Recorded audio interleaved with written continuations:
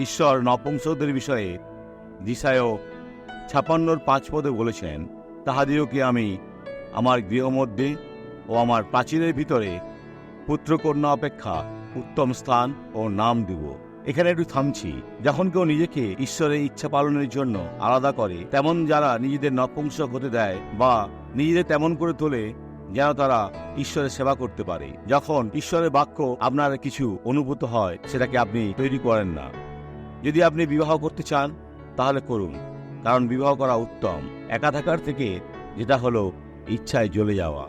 এখানে উনি বলেছেন যে তাহাদের কাছে পুত্র বা কন্যার থেকে ভালো কিছু থাকবে। আমি তাহাদিওকে লোভহীন অনন্তকালীন স্থায়ী নাম দিব।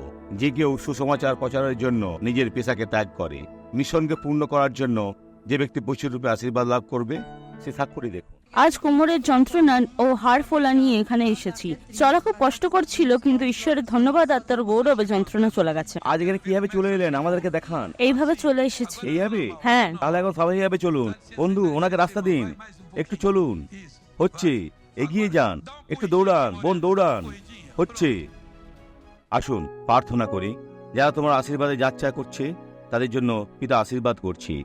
জানি না তারা কিসের কষ্ট পাচ্ছে ও প্রভু, কিন্তু জানি তুমি তাদের মুক্ত করতে পারো। তাই এখন নিশ্চিত করছি, সমস্ত মন্দ যারা ছেড়ে যায়, এই জীবন থেকে চলে যায়, খ্রিস্ট যিশুর নামে দিন শুভ হোক।